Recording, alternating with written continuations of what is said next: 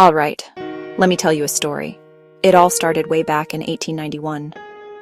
That's a long, long time ago. There was this Canadian guy named Dr. James Naismith. He was a gym teacher up in Springfield, Massachusetts. Winter in that part of the country is no joke. It's cold. All his students were stuck inside and they were getting bored. They needed a new game to play. So Dr. Naismith sat down and wrote out 13 simple rules. The goal was to throw a soccer ball into a basket. I'm talking about actual peach baskets.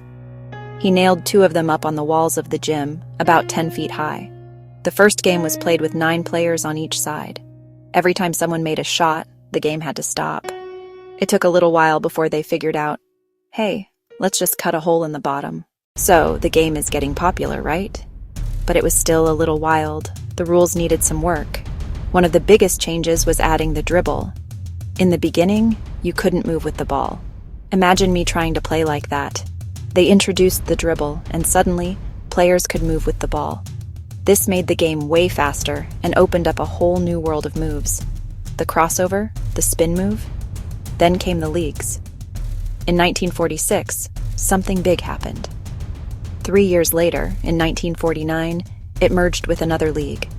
It became the National Basketball Association. You know the shot clock? So in 1954, the NBA introduced the 24-second shot clock. You can't talk about basketball without talking about the legends. George Mikan, the first real big man. Boston Celtics dynasty in the 60s. Bill Russell. Wilt Chamberlain. 100 points in a single game. 100.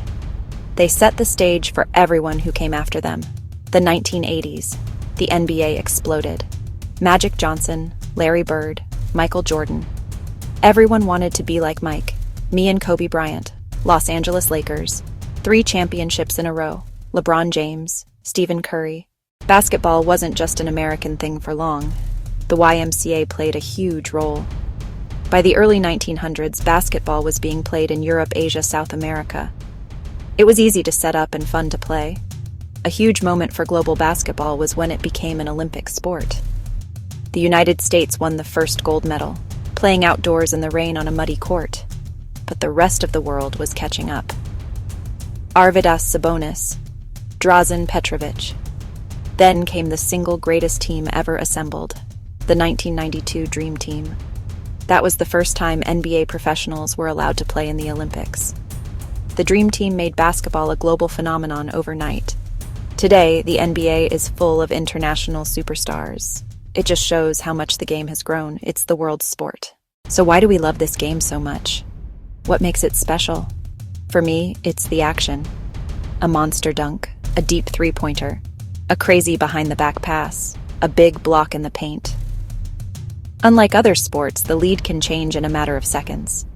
Basketball is also a game of style and creativity. It's like a dance. One of the best things about basketball is that anyone can play it. You don't need a lot of people or a fancy field. The game teaches you about hard work, the underdog stories, the comeback stories, and that's why it's the greatest sport ever invented. Barbecue chicken.